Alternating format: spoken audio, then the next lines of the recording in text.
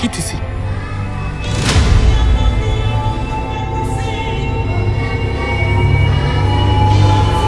Nous n'allons plus nous laisser faire. Apprends, camarades, apprends.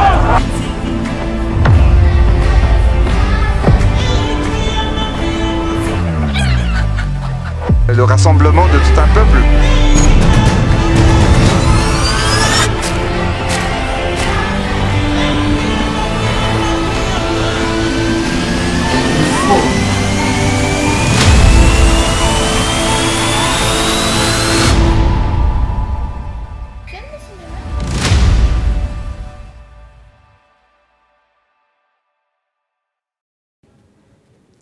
Mesdames et messieurs, bonjour, et nous nous excusons pour le décalage de notre programme de ce jour. La première partie de cette matinée était aussi un programme très important pour notre ville, et nous allons enchaîner donc avec la deuxième partie de cette matinée avec l'annonce de la tenue des rencontres du film court. Donc, merci à tous les partenaires qui sont venus ici aujourd'hui. Merci aussi à tous les journalistes qui ont répondu présent à notre appel. Donc, sans plus tarder, je vous présente rapidement nos intervenants à cette conférence de presse. Donc, je commence avec Monsieur François Maugrenier, délégué, directeur délégué de l'Institut français de Madagascar. Madame Lisa Pédel, qui est chargée de coordination de sélection de programmation de cette 15e édition des rencontres du film court. Monsieur Laz, qui n'est plus à présenter, directeur des rencontres du film court. Monsieur Mam Rajonson, adjoint au maire. Madame Minou Ralantman, qui est notre coordinatrice pour cette 15e édition, et M. Rivsou Ndjemiam,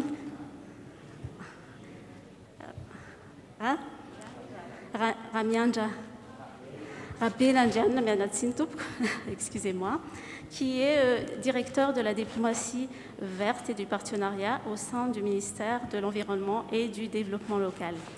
Donc, sans plus tarder, je vais inviter Laz à nous dévoiler le contenu de cette programmation, parce que malgré la crise sanitaire, le festival est maintenu. Et voilà, je te laisse la parole. Oui, merci Tomoina. Bonjour à tous et merci d'être venus. Pour donc, cette conférence de presse de lancement de ces 15e éditions des rencontres du film court, je vais tout d'abord saluer les personnes qui sont venues, qui sont très importants pour nous pour que cette édition ait eu lieu, notamment M. Jasper Sarotte, l'ambassadeur de Suisse, et Lia Raphaël Manansou, qui est, comme vous le connaissez, qui est la directrice des arts et de la culture de la mairie. Il y a Anita, qui représente Orange. Johan, du coup d'État. Irina Razafmbel, du consul honoraire de l'ambassade d'Espagne. Je souligne que l'ambassade d'Espagne est un nouveau partenaire des RFC. Donc l'ambassade, il est à Pretoria, mais il y a un consul honoraire qui est à Tana. D'autres partenaires aussi, le CGM, Donner Vie, qui nous concoctent les très beaux trophées qu'on exhibe aujourd'hui. Et bien sûr, à tous les réalisateurs en compétition, nous disons toujours que un festival n'existe pas sans ceux qui font les films.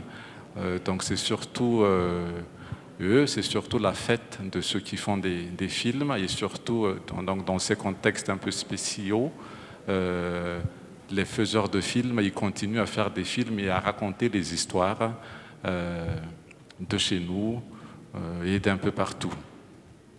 Je vais commencer tout de suite. J'espère que je n'ai pas oublié les partenaires. Il y a aussi les gens que vous voyez sur la table. Hein. Le ministère aussi, il va parler tout à l'heure. Donc je vais vous parler tout de suite de ce qu'on avait un peu concocté cette année. Quand on avait commencé à réfléchir un peu sur ce qu'on pourrait faire pour marquer un peu la 15e édition. Donc on a vu aussi la situation qui se passe un peu dans le monde. Donc la thématique du changement climatique est devenue très évidente tout de suite.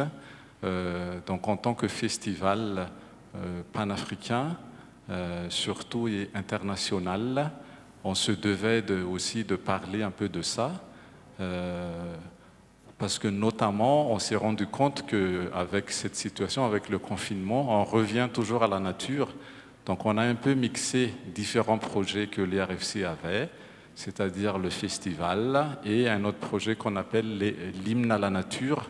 On va vous dévoiler tout ça au fur et à mesure des jours hein, de ce festival. Maintenant, donc globalement, on a voulu un peu attirer l'attention sur ça. Je reviendrai un peu plus en détail plus tard sur qu'est-ce qu'on va faire concrètement. Maintenant, je vais passer la parole à M. François Maugrenier, qui est le directeur délégué de l'Institut français. Merci Laz. Bonjour à toutes et à tous. Donc effectivement, l'ambassade de France et plus particulièrement l'Institut français de Madagascar est particulièrement heureux de s'associer, de porter, d'organiser chaque année depuis maintenant 15 ans les rencontres du film court de Madagascar. Donc un festival ouvert, un festival qui est le rendez-vous des amateurs de cinéma, des amoureux du format court des quatre coins du monde, mais plus particulièrement de l'Afrique et de l'océan Indien. Et c'est vrai que ce festival se démarque et s'inscrit dans des rencontres, un événement cinématographique majeur en Afrique et bien évidemment ici à Madagascar. Pour ne pas prendre beaucoup de temps et m'engager sur des discours très longs, je suis particulièrement heureux, et je dirais nous sommes heureux, de l'essor de l'essor ouvert que prend le festival à travers le partenariat et l'engagement de la ville dont on arrive, et en l'occurrence aussi le ministère de l'Environnement et du Développement durable, qu'il puisse s'inscrire dans des perspectives pérennes pour le festival. Donc sans plus tarder, effectivement, je pense que je vous invite dès vendredi à venir nombreux, à partager cet émerveillement, des projections, des ateliers, des échanges, et que vous puissiez vivre cet élément incroyablement fédérateur qu'est le cinéma. Voilà, merci beaucoup.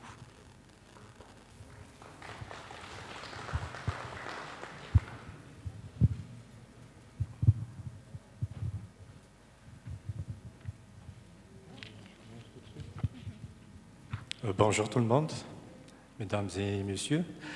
Je représente ici le ministère de l'Environnement, que nous savons tous que c'est la première fois que de tels ministères participent à de tels événements.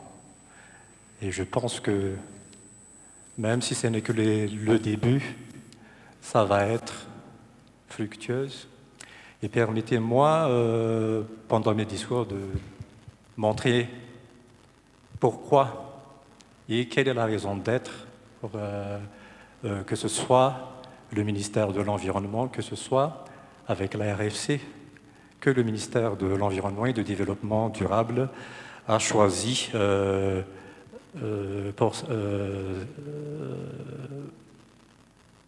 en ce qui concerne pour cette année le parrainage de la RFC. Donc, je vais commencer par expliquer un peu quelle est la mission du ministère de l'Environnement et du Développement durable. Donc, le ministère comme on le savait à travers son appellation, donc sa mission principale, c'est la préservation, la protection de l'environnement, mais n'oublions pas le terme développement durable après.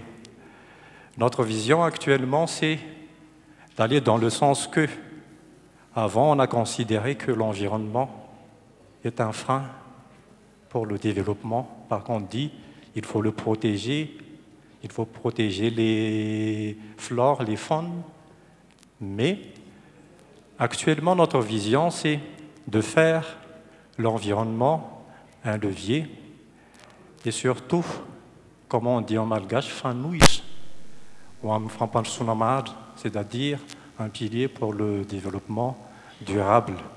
Et je passe maintenant à l'idée, 3 grands points, et je vous prépare déjà parce que ça va être un peu, je profite un peu du temps pour expliquer un peu notre vision au sein du ministère et pourquoi on a rejoint la RFC. Donc 3 grands points que je vais citer. Premier point, quand on entend développement durable, on a tendance tout de suite à penser qu'il y a derrière le terme multisectorialité. Il y a aussi derrière le terme multiniveau. Et donc, on a profité alors de cette initiative pour promouvoir ce partenariat, donc public, mais aussi avec le secteur privé et avec les autres partenaires, les ONG. Et on appelle ça au niveau du ministère diplomatie verte, c'est-à-dire avoir une vision commune. Et c'est le rôle du ministère d'être le leader dans ce qu'on appelle développement durable. Donc, c'est le premier point que j'aimerais bien mettre en exergue ici, c'est-à-dire le positionnement du ministère par rapport à ce qu'on appelle le développement durable. Deuxièmement, il y a le point où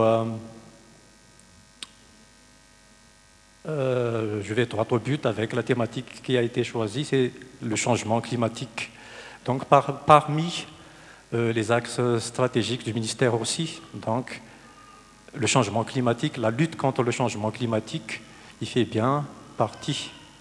Et donc c'est pas logique si le ministère de l'Environnement, qui estime être le leader en termes de développement durable, ne participe pas à de telles initiatives.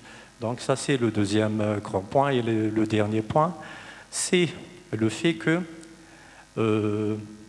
la RFC, même en entendant son appellation et les activités déjà réalisées auparavant, ça sous-tend IEC. Donc, au sens plus court qu'au sens plus à long terme. Et le ministère de l'Environnement aussi a comme axe stratégique cette IEC. Et on a sauté sur l'occasion. Et c'est pas pour, je ne sais pas si le terme profiter, mais un profit mutuel dans le travail que nous allons accomplir. Donc ce sont ces 3 grands points que je veux mettre en exergue ici pour vous montrer l'engagement du ministère de l'Environnement et du Développement durable par rapport à la réalisation de la RFC. Et nous souhaitons déjà que notre collaboration sera pérenne. Et comme monsieur le maire a dit auparavant, il faut dupliquer de telles initiatives, c'est-à-dire peut-être que la RFC, avec le MED, c'est-à-dire avec une institution publique, ce n'est qu'un exemple parmi tant d'autres.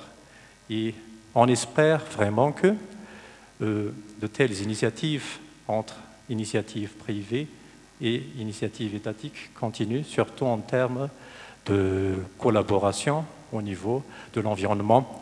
Et pour terminer, ça va être un peu lent, hein, mais je profite un peu, pour terminer, de notre situation actuelle, nous voyons que vers la fin d'après-midi,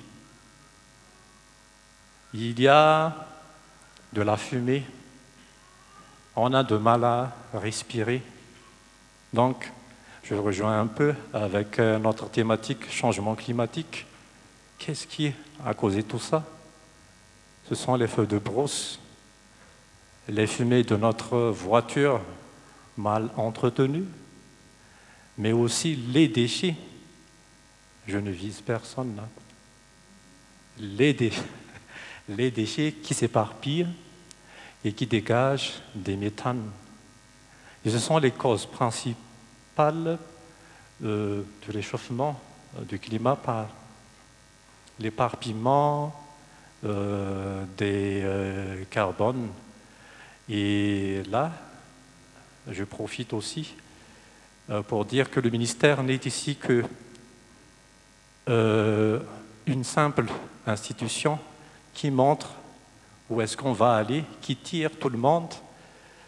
Et j'en cite par exemple l'initiative RFC. De telles initiatives, il y en a peut-être aussi beaucoup d'autres, d'aller dans ce sens, c'est-à-dire de considérer l'environnement dans leurs interventions. Il y a aussi les industries médiatiques qui sont des parties prenantes incontournables et les publics qui peut-être nous regardent.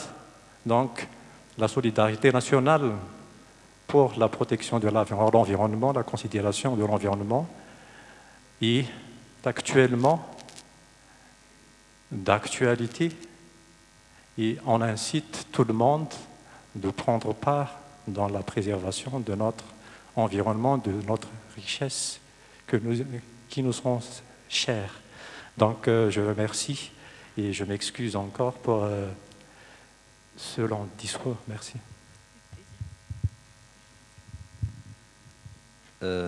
Excellence, Monsieur l'ambassadeur, chers toutes et tous, c'est un grand honneur de recevoir cette conférence de presse ici dans la salle d'apparat de la ville d'Antananarivo, la commune urbaine d'Antananarivo. Je suis ici pour représenter le maire qui aurait bien voulu assister à cette conférence de presse, mais malheureusement, j'apporte toutes ces excuses compte tenu de sa tâche énorme qu'il a dû quitter cette salle. La commune urbaine d'Antananarivo est très heureuse d'accueillir la rencontre de films courts qui maintenant fête ses 15 ans. Félicitations, monsieur le directeur. C'est pas rien, d'abord à vous et à l'ensemble de l'équipe. C'est pas rien, 15 ans. 15 ans de vie pour la rencontre de films courts tend déjà à marquer que cette rencontre de films courts va devenir un festival. Et la ville d'Antananarivo n'est pas étranger dans ce futur festival, si je puis m'exprimer ainsi déjà, puisque la ville d'Antananarivo accompagnait toujours la rencontre des films courts. Je ne vais pas m'étaler dans l'historique du cinéma à Antananarivo, puisque la ville d'Antananarivo a vécu toujours dans cette industrie cinématographique avec l'existence des grandes salles dans le temps et puis avec tous les hauts et les bas du cinéma pour finir actuellement dans une sorte, dans un futur festival comme la rencontre de films courts. Je ne peux que réitérer toutes nos félicitations à l'ensemble de l'équipe et confirmer encore l'engagement de la ville d'Antananarivo pour accueillir et toujours accueillir cette rencontre. Il y aura des pavagements qui vont se faire, entre autres sur l'avenue de l'Indépendance, il y aura plusieurs activités du RFC qui sera aussi accueillie par la ville d'Antananarive, et on restera présent constamment tout au long de la durée des rencontres organisées par le RFC. Je ne vais pas m'étaler parce que normalement une conférence de presse, ce sont des journalistes qui vont poser des questions, et que à vous, monsieur le directeur, à l'ensemble de l'équipe, d'apporter plus d'éclaircissement, plus de précision, et de mener à un certain niveau, comme il le mérite, ces rencontres. Mesdames et messieurs, merci de votre attention. Merci beaucoup. Donc on va entrer directement dans le vif du sujet. Donc la programmation des RFC, la base de ce que nous faisons, c'est la course aux ébus d'or, c'est la compétition panafricaine et nationale. Donc pour vous donner un peu une idée, on a vu, en tout cas notre équipe, notre comité de sélection, on a vu 276 films qui proviennent de 31 pays d'Afrique. 276 films, ça représente à peu près 92 heures de films. Donc notre petit règlement veut que au moins 2 membres du comité ont vu les mêmes films. Donc sur les 276, on en a sélectionné 31, dont 25 pour la compétition officielle. J'aimerais encore revenir un tout petit peu sur la collaboration avec la mairie. Je tiens à remercier publiquement, personnellement, tout particulièrement Madame Elia. C'est surtout grâce à elle qu'on arrive à ce stade. Chaque année, on essaye de monter encore d'un niveau. J'espère qu'un jour, les RFC deviendront un festival qu'on qualifierait de festival de catégorie A. Et ça, c'est vraiment avec des démarches comme on est en train de faire. Je tiens aussi à remercier la collaboration avec l'Institut français de Madagascar, qui était à l'époque le Centre culturel Albert Camus. On n'a pas pu faire ça sans l'Institut français. Merci beaucoup de ce que fait l'Institut français. Je trouve un peu dommage que le ministère de tutelle n'est pas encore là, mais j'espère qu'on essaye de fédérer aussi les gens qui sont concernés par ce que nous pensons faire ici. Donc par rapport à la sélection, les films que nous avons reçus, si je regarde un peu les 15 ans, je pense que depuis les 5 dernières années, le niveau est devenu très... les films que nous recevons sont de très bonne qualité.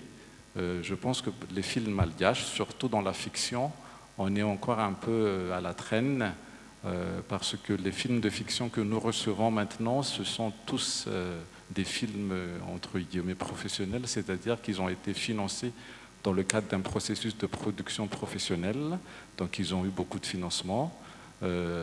Si je vous donne un exemple, il y a 5 ans, on recevait encore des films entre guillemets amateurs, et maintenant, ce type de production, ils ne nous envoient même plus leurs films parce qu'ils savent qu'ils ne vont pas être en compétition.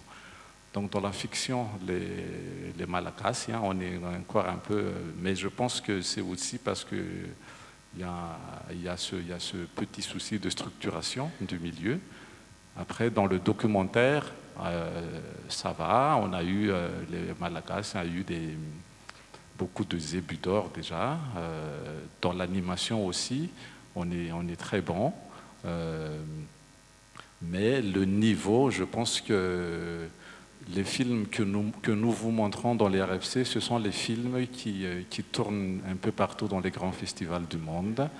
Et d'autant plus la période, donc normalement c'était au mois d'avril, la période où se situent les RFC, c'est là où on reçoit tous les nouveaux films de l'année, parce que c'est un peu le début de la saison.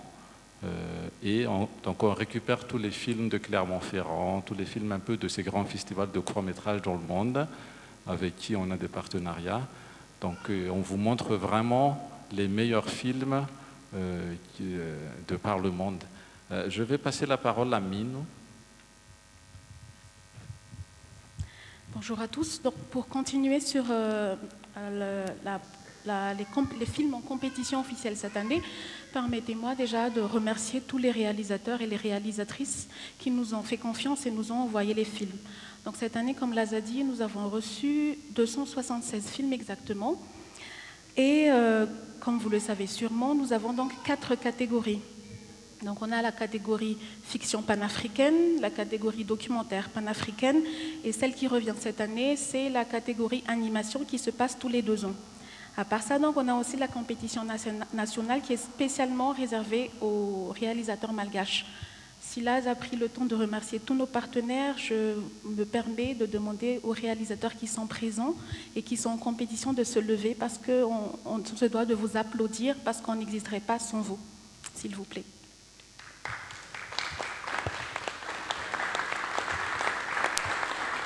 Super. Merci. Donc, petit récapitulatif, on a donc 4 films d'animation en compétition cette année, 8 films en documentaire, 11 films en fiction et 9 films en compétition nationale. Ce qu'il faut savoir aussi, c'est que les 276 films que l'on a reçus nous proviennent de 31 pays d'Afrique et de l'océan Indien. Et sur les 25 films en compétition, donc, on a la représentation de 13 pays, à savoir la République démocratique du Congo, Madagascar, Kenya, Ghana, Maroc, l'Afrique du Sud, la Tunisie, le Sénégal, le Burkina Faso, la Côte d'Ivoire, la Libye, les Comores et l'Algérie. Donc sur ce, je passe la parole à ma binôme, Lisa.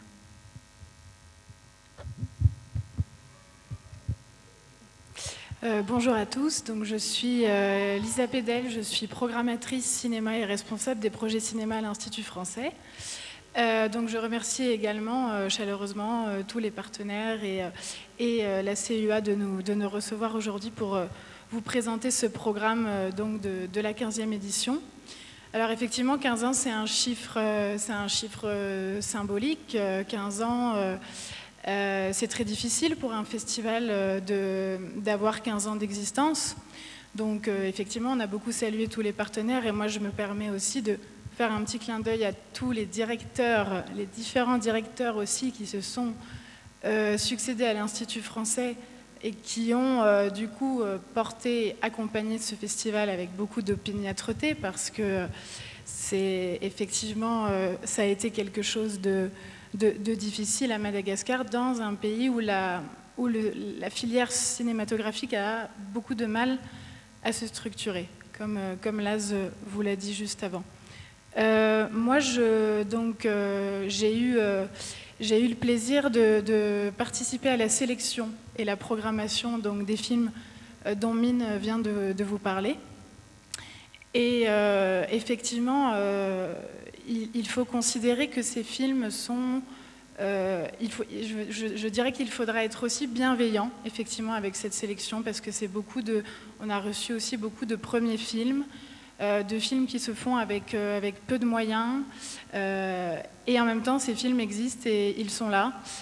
Donc, c'est la vocation du festival de les montrer, et de toute façon, pour moi, le plus important reste que des films malgaches existent et sont présentés au public avec effectivement des histoires malgaches, des personnages malgaches qui parlent la langue malgache et qui, de ce fait, par la force des choses, participent à la création d'un imaginaire collectif à Madagascar. Et le cinéma en est sûrement le médium culturel le plus important, je pense, hein, pour créer ça. Moi, donc je ne vais pas revenir sur la sélection à laquelle j'ai participé, mais vous parler un peu des temps forts qui vont se passer à l'Institut français.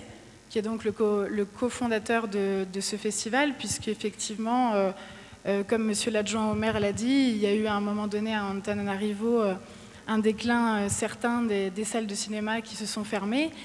Et l'Institut français de Madagascar, donc en 2005, s'imposait un petit peu comme la salle la plus à même de recevoir un festival de cette envergure, puisqu'on a une salle numérisée depuis 2016 de 300 places. Donc, ce qui fait effectivement de nous la plus grande salle de cinéma du pays.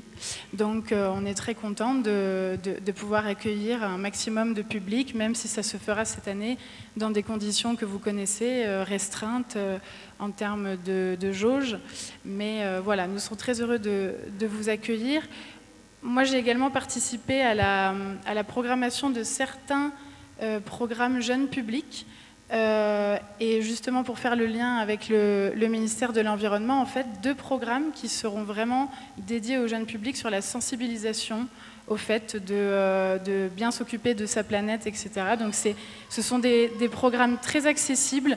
Des fois, il n'y a même pas de dialogue, en fait, parce que ce sont des films d'animation, donc le cinéma d'animation se raconte très bien par lui-même.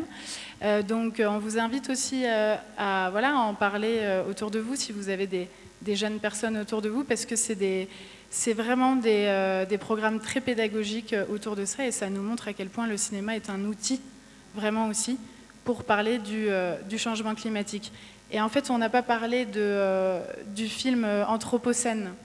Anthropocène, donc en partenariat avec le ministère de l'Environnement, vous aurez le plaisir de discuter après la projection avec l'équipe du ministère de l'Environnement. Anthropocène, l'époque humaine. Alors, c'est un long métrage qui a beaucoup circulé en festival et qui, en fait, pour ceux qui ne savent pas ce que veut dire Anthropocène, parce que moi je ne le savais pas forcément avant, il y a encore pas très longtemps, en fait, ça correspond à la période humaine où l'humain a vraiment dominé son espace naturel. Donc là, on est vraiment typiquement dans cette thématique du changement climatique, et donc on aura le plaisir d'accueillir le ministère de l'Environnement à l'IFM aussi pour cette séance. Donc en fait le festival s'appelle les Rencontres du film court de Madagascar, et donc évidemment donc, il y a rencontre dans le titre, et c'est parce qu'il y a aussi des rencontres professionnelles. Donc c'est des rencontres avec les films, mais ce sont aussi des rencontres sous forme d'ateliers. Donc on vous invite aussi à y prêter attention, et notamment à l'atelier de critique cinématographique qui se fera à l'Institut français. Donc tout ça pour développer vraiment, c'est ça notre rôle, je crois, de développer la cinéphilie à Madagascar. Et évidemment, la critique cinématographique fait partie de ça, donc on est aussi très heureux d'accueillir cet atelier chez nous. Et enfin, je vais finir là-dessus. Cette exposition était déjà prévue, vous savez que le festival devait se passer en avril, et on avait déjà prévu d'accueillir l'exposition Bobine de Madame Zou. Et donc ce sera là pour ce report en novembre, évidemment confirmé, et encore plus pertinent pour nous, et ce sera l'occasion de lui faire vraiment un hommage à ces tissages et à ces œuvres qui sont, vous allez voir, sublimes. L'expo est en train d'être montée ces jours-ci, et voilà, ce sera un moment particulier pour nous de rendre un hommage à cette grande artiste malgache qui a donc travaillé sur cette exposition avec des bobines de film et des matériaux filmiques. C'est vraiment le matériau premier de son tissage. Donc voilà, on est aussi très heureux de pouvoir lui faire ce dernier hommage pendant, donc du 20 au 28, pendant toute la durée du festival, dans la galerie de l'Institut français. Je vous remercie beaucoup pour votre attention.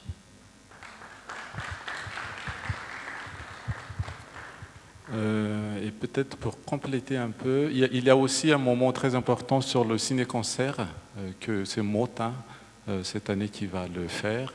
Le ciné-concert, c'est quelque chose qu'on a commencé... D'ailleurs, c'est Motin qui a fait le premier ciné-concert d'RFC.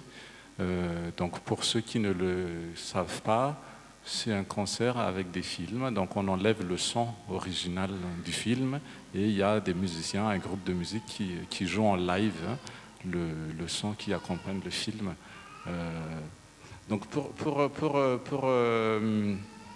pour continuer un peu sur la programmation, depuis les 15 ans, on essaye toujours, tous les ans, d'apporter quelque chose de nouveau. Je pense que c'était malgré les difficultés financières, plus précisément qu'on rencontre chaque année, on essaye quand même d'apporter quelque chose de nouveau. Donc cette année, quelque chose l'une des nouveautés, c'est le cinéma La Casanca La Monzane.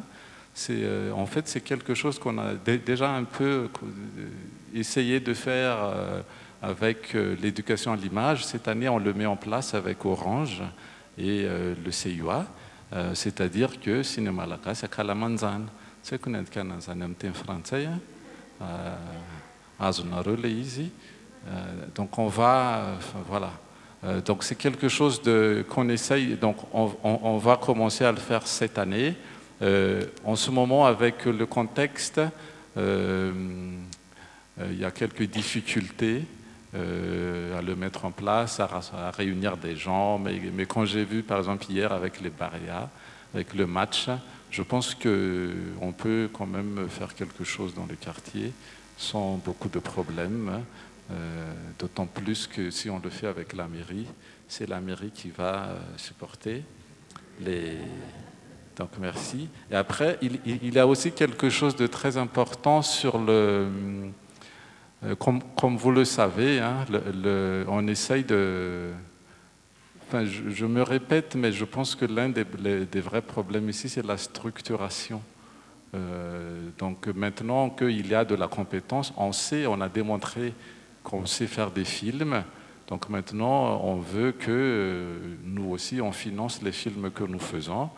Donc on a fait le tour, on a mis en place le fonds Serassar pour aider directement ceux qui font les films. Mais cette année, on a été jusqu'à aller voir le DBM. Donc l'une des missions de l'EDBM, c'est d'inciter les investisseurs à investir.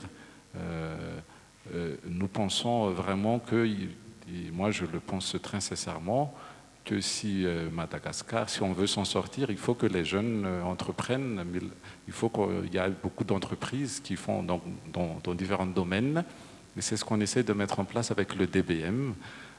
Donc on appelle ça, en fait c'est l'habituelle soirée des réalisateurs qu'on a un peu transformé en soirée, en soirée où il y a voilà, du contenu un peu plus efficace, si je puis dire. Donc en fait l'idée c'est de faire venir des investisseurs potentiels et on va les mettre en face des porteurs de projets. Et ils vont pitcher leur projet, on va leur demander de quoi il s'agit et j'espère qu'à l'issue de ça, il y aura des investisseurs qui vont se manifester. Normalement, c'est pas exactement comme ça qu'on fait, parce que là, on fait vraiment, c'est direct, donc c'est pas très...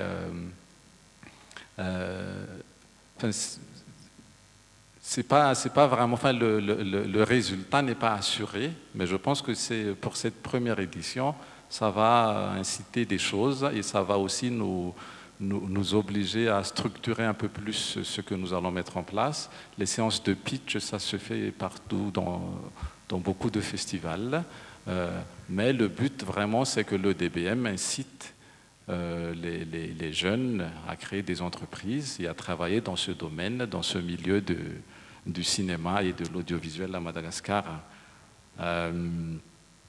Maintenant, donc, on a mis aussi en place la carotte pour attirer un peu les gens, les participants. Donc cette édition se tiendra du 20 au 28 novembre. Donc à la fin, on va distribuer les prix. Et cette année, donc, on aura le palmarès va aboutir aux Zébus d'or fiction, aux Zébus d'or documentaire et aux Zébus d'or animation. Les 3 catégories sont panafricaines. Et il y a la catégorie spéciale compétition nationale qui cette année donc sera une collaboration avec les alliances françaises parce que les films malgaches en compétition seront projetés dans les alliances françaises, notamment celles d'Ambouch, de Tamatave, de Majunga, d'Antsirabe, de Saint-Bave, de Fort-Dauphin, mais aussi elles seront diffusées sur Viva TV et on remercie d'ailleurs cette chaîne pour son appui. Donc le vote se fera par SMS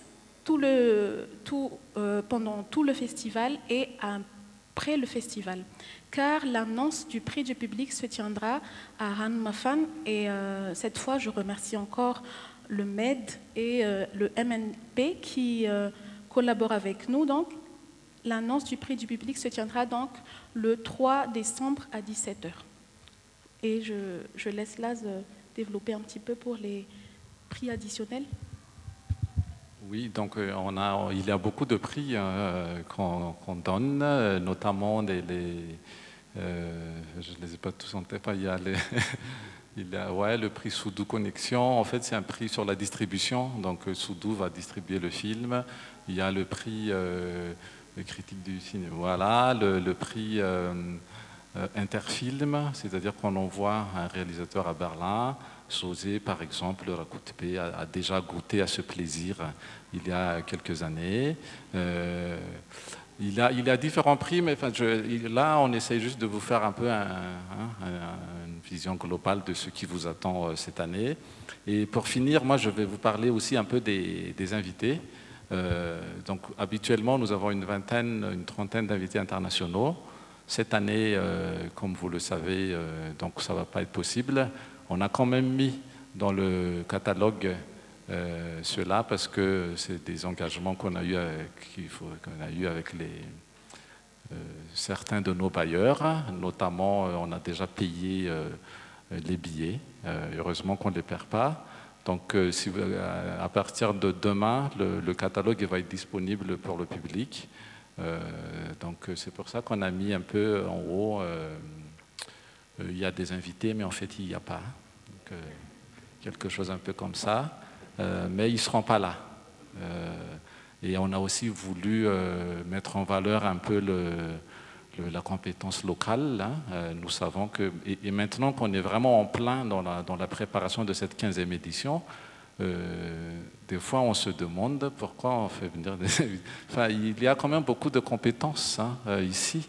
C'est ce que... Donc, je vous remercie. Je ne sais pas si vous voulez rajouter quelque chose. On a tout dit.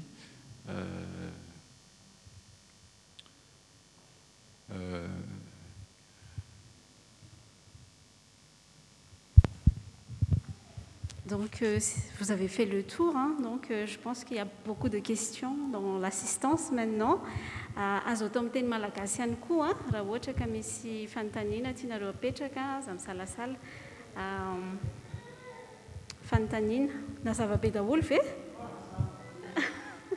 marina hoe des questions, des remarques peut-être des réalisateurs, vos impressions.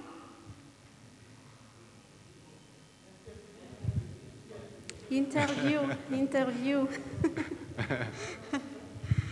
Donc, je pense que donc le catalogue il est disponible sur le site des rencontres du film court aussi en version numérique. Donc, vous pouvez déjà consulter. Et le festival, donc, je réitère les dates, c'est du 20 au 28 novembre prochain. Donc, on se donne rendez-vous le 20 à la cérémonie d'ouverture déjà à l'Institut français de Madagascar. Merci à tous d'être venus et bon festival à tous.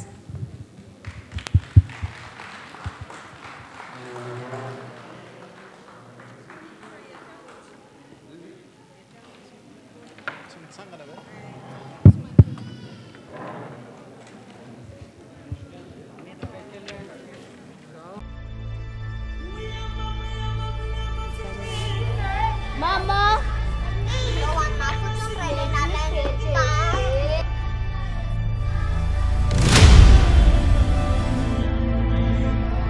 Quitte ici.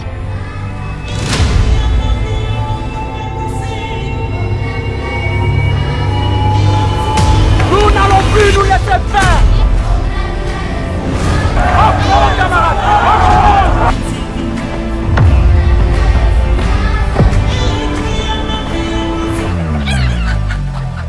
rassemblement de tout un peuple.